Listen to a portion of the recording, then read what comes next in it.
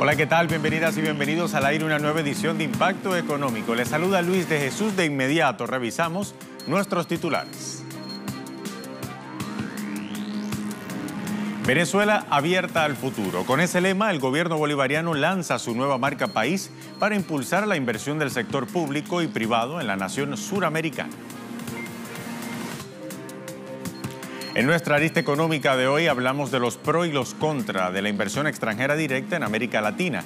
Revisamos un estudio del CELAC.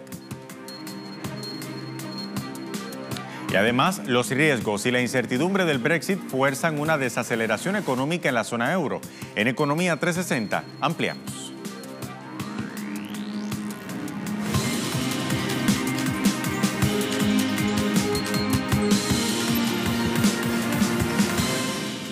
¿Qué tal? Con América Latina en perspectiva y hablando de Venezuela, damos inicio a esta edición de Impacto Económico. El presidente de Venezuela, Nicolás Maduro, encabezó este lunes el acto de lanzamiento de la estrategia Marca País. La actividad se realizó en los espacios del Hotel Alba Caracas y contó con la participación de empresarios privados y públicos, autoridades gubernamentales y miembros del Poder Popular. El objetivo es impulsar la rueda de negocios con inversores turísticos del mundo durante los días 28 y 29 de marzo próximo.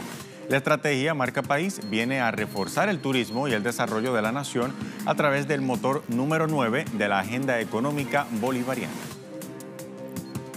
Estoy seguro que la estrategia Marca País va a permitir articular con mayor eficacia, con mayor eficiencia y de manera más puntual todo el esfuerzo exportador para convertir a nuestro país en un país exportador de la diversidad productiva nacional. Estoy seguro que va a ser así. Como gran objetivo, como misión especial de la estrategia Marca País. El presidente de Petróleos de Venezuela, PDVSA, Manuel Quevedo, participó en la 13ª Conferencia Internacional de Petróleo y Gas que se realiza en la India. El evento, denominado Petrotech 2019, constituye una plataforma que reúne a ministros y personalidades internacionales vinculadas al mundo de los hidrocarburos. El acto de inauguración estuvo encabezado por el primer ministro de la India, Narendra Modi, quien abogó por precios equilibrados para el petróleo y el gas. Venezuela asiste con el firme propósito de fortalecer las relaciones energéticas, comerciales y políticas con el gobierno de la India. Vamos a escuchar lo que dijo al respecto el presidente de PDVSA, Manuel Quevedo. Nosotros estamos vendiendo más de 300.000 barriles por día, pero queremos incrementarlo. We are selling more than 300,000 barrels a day, but we of course want to increase on that. And India wants to increase also the intake from Venezuela. Nosotros queremos duplicarlo, es la meta, duplicar la cantidad que tenemos en este momento. Ahora bien, Cuba y Namibia estrechan sus lazos de cooperación bilateral en diversas áreas. Mire, del 11 al 13 de febrero tiene lugar en La Habana la 4ª reunión del Grupo de Trabajo Conjunto entre ambos países, donde se espera se fortalezcan los vínculos en áreas como la salud, la construcción, los deportes, la educación, la industria alimentaria y otros tantos más. Desde inicios del mes de febrero, representantes de ambas partes ultimaron detalles del encuentro que se realiza anualmente alternando su sede entre ambos países. La parte de Namibia en la reunión será encabezada por la vicecanciller del país, Christine Hobbs, mientras la delegación de la mayor de las Antillas estará representada por la viceministra de Comercio Exterior e Inversión Extranjera, Ileana Núñez. Y cambiando ahora de contexto y de área, sindicatos de industrias estatales de la comunicación y la electricidad en Ecuador fijaron una posición de rechazo a la medida de despidos en ese sector. Vamos a revisar lo que dice al respecto el medio local El Universo. Ahí lo tienen en pantalla para su referencia. Representantes de la Corporación Nacional de Telecomunicaciones y la Federación Unitaria de Trabajadores de la Industria Eléctrica anunciaron en rueda de prensa que tomarán medidas de amparo frente a la decisión de eliminar el 10% de los puestos de trabajo. La medida fue anunciada el 6 de febrero pasado por el directivo de la empresa coordinadora de empresas públicas, que recae en 21 empresas estatales que tendrán ahora que reducir la nómina de su personal. El gremio sindical cuestiona la medida gubernamental porque se pretende generar ahorros de recursos despidiendo a trabajadores. Y yendo ya al cono sur, el Fondo Monetario Internacional se encuentra en su tercera visita a la Argentina para revisar el plan de ajuste de gobierno de Mauricio Macri, adaptado al préstamo stand-by otorgado por el organismo financiero. La delegación del FMI está encabezada por el economista Roberto Cardarelli, que llegó a Buenos Aires para realizar la tercera revisión del acuerdo por 57.000 millones de dólares, del que ya Argentina, como saben, recibió la mitad. El organismo revisará si el gobierno ha cumplido con los recortes exigidos y los programas fiscales y monetarios para poder entonces desembolsar 11.000 millones de dólares en el próximo mes de marzo. Gracias a las políticas implementadas por el gobierno de Mauricio Macri, muy acorde a lo que le pide el FMI, el país aumentó dramáticamente su deuda externa, pasando, escucha esta cifra, del 57,1% del PIB en 2017 a 77,4% del PIB en el segundo trimestre de 2019, según la Comisión Económica para América Latina y el Caribe, la CEPAL.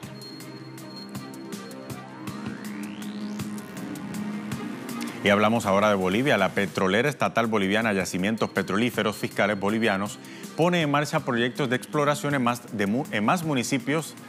de 20, municipios del departamento de Oruro. La YPFB informó el inicio de las labores de exploración en zonas no tradicionales para incrementar y reponer las reservas de hidrocarburos. Y allí el presidente ejecutivo del estatal, Óscar Barriga, indicó que la empresa ya habría procesado 156.366 kilómetros de líneas aerogravimétricas y se generó un mapa para la identificación de objetivos exploratorios. El costo de la iniciativa se estima esté en 2,5 millones de dólares y se espera también la medida exploratoria y que se extienda hasta los departamentos de Potosí y La Paz. Bien, momento de una primera pausa aquí en Impacto Económico. Al regreso abrimos nuestro expediente económico y hablamos de los pros y los contras de los índices de inversión privados y de extranjeros en América Latina. Vamos a revisar para ello un informe de la CELAC, esto y más a la vuelta de la pausa. Ya venimos.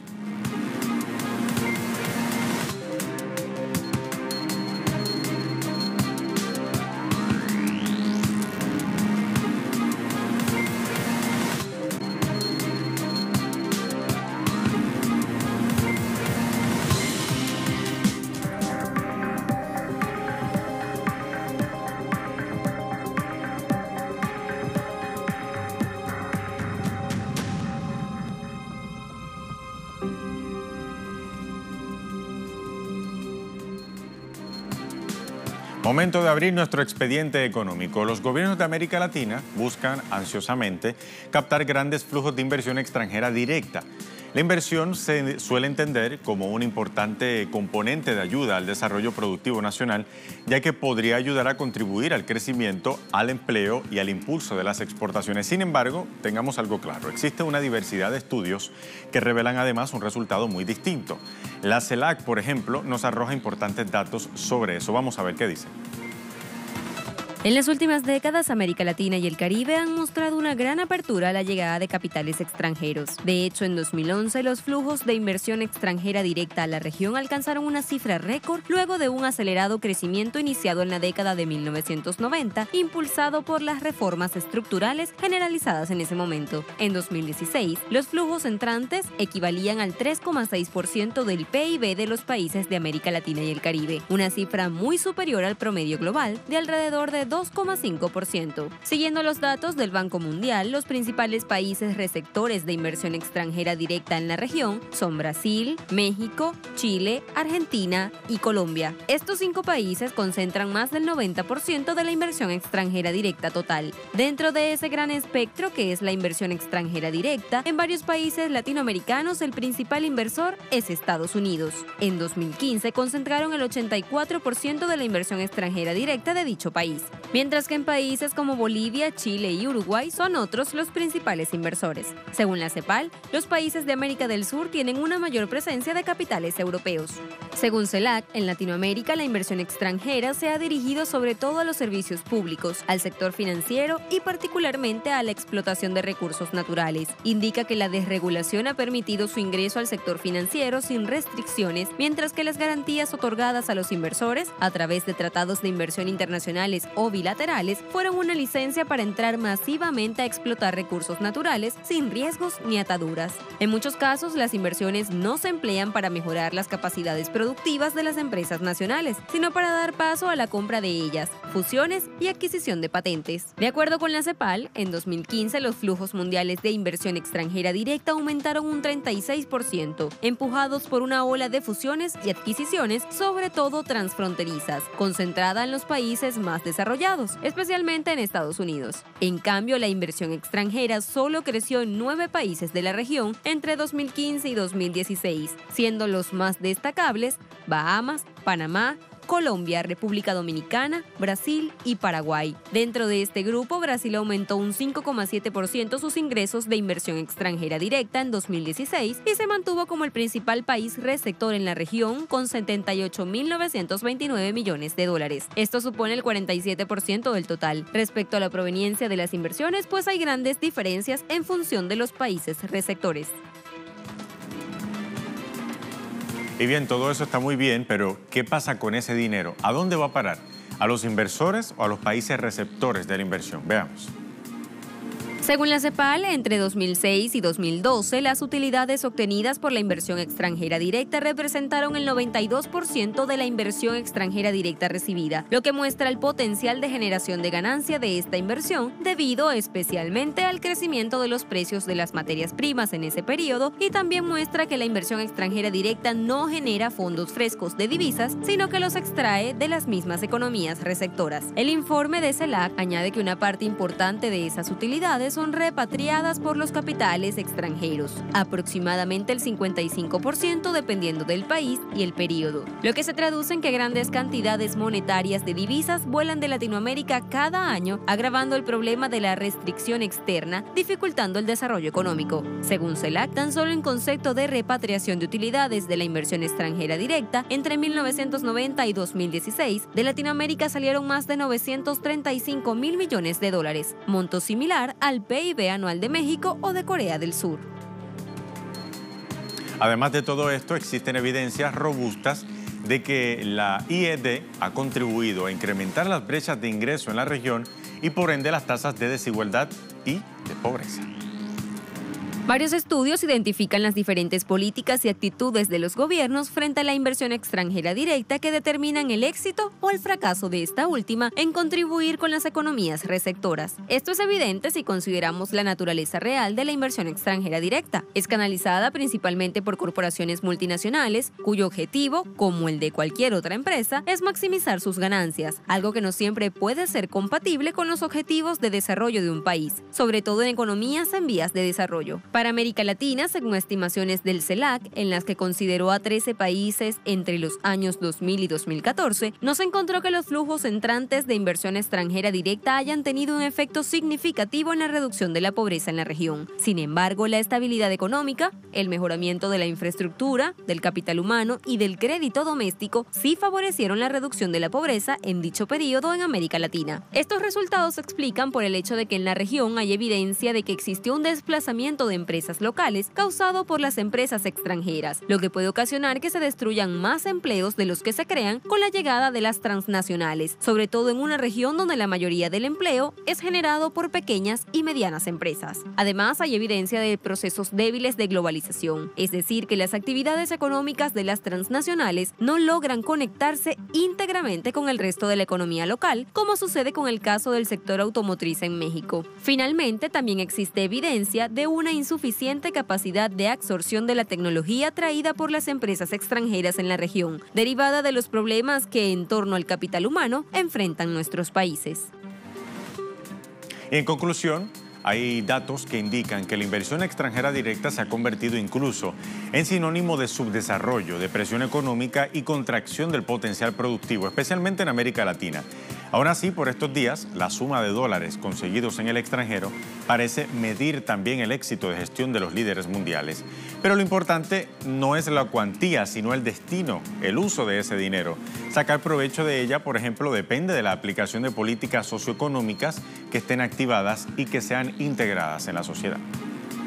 Momento de hacer una segunda pausa aquí en Impacto Económico. Al regreso revisamos Economía 360. Los riesgos y la incertidumbre que ocasiona el Brexit siguen causando ahora la desaceleración de la economía en la zona euro. Esto y mucho más a la vuelta de la pausa. Ya venimos.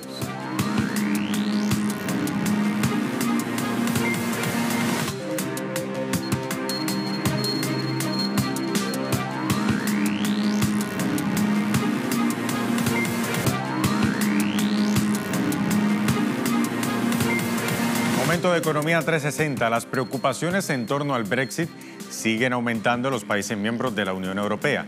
En una nueva reunión informal del Eurogrupo, su presidente Mario Centeno reconoció que la eurozona sufre una desaceleración económica después de que la Comisión Europea rebajara 6 décimas su previsión de crecimiento para este año.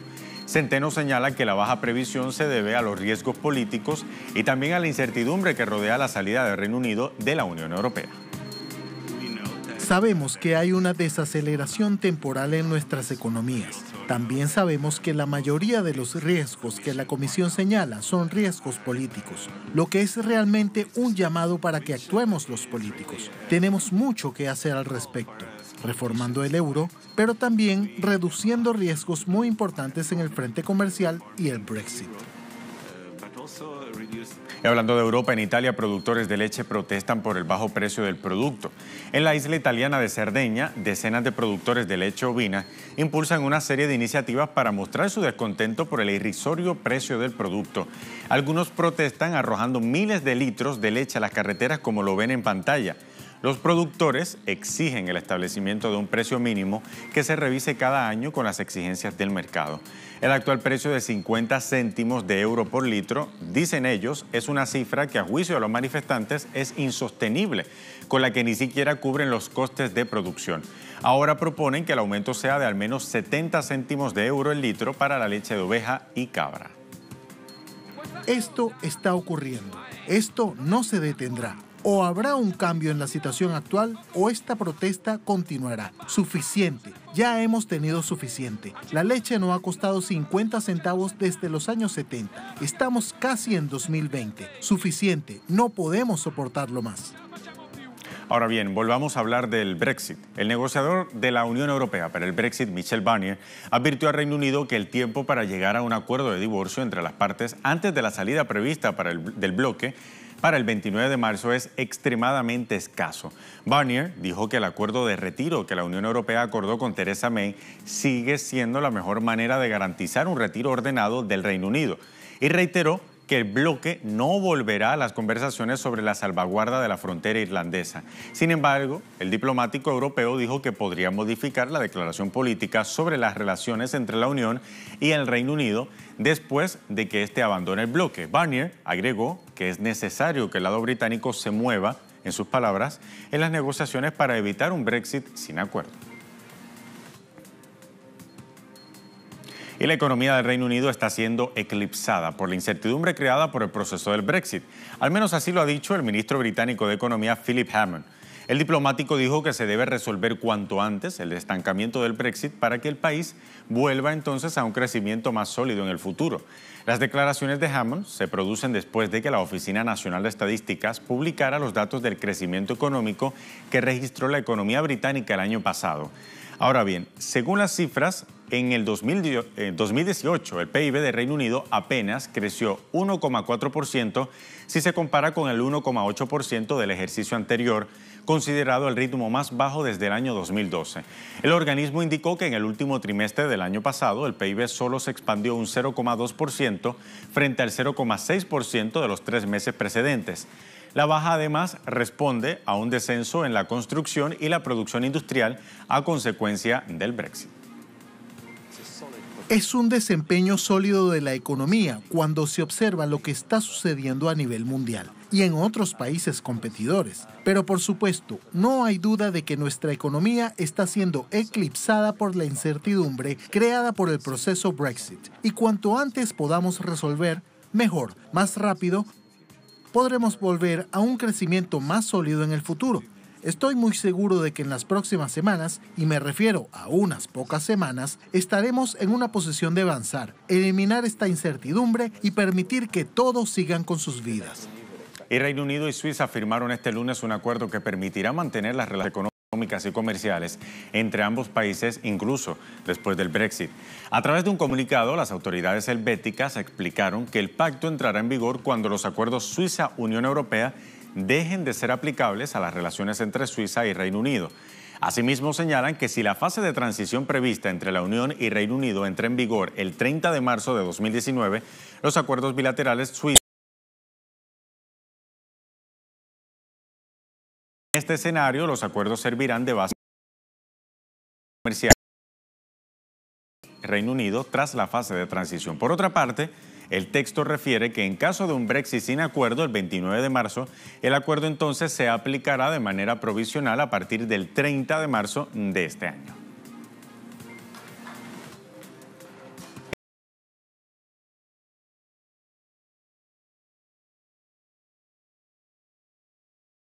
Iniciamos la semana laboral de WTI, que marca este lunes $51,69, perdiendo en su caso 1,91%. Vamos a revisar ahora el barril de referencia en Europa, el Brent, que marca hoy $61,28. También se encuentra a la baja con 1,28% frente a la jornada anterior. Y finalizamos entonces con el crudo venezolano, que marca este lunes, a ver si puedo ver ahí en pantalla, 380 con 55 yuanes, me indica producción, muchísimas gracias. 380 con 55 yuanes marca el crudo venezolano al cierre de la jornada de este lunes. Así finalizamos entonces esta edición de Impacto Económico. Como siempre, síganos en redes sociales, en Twitter, @TelesurTV, @TelesurImpactoE. Hasta la próxima.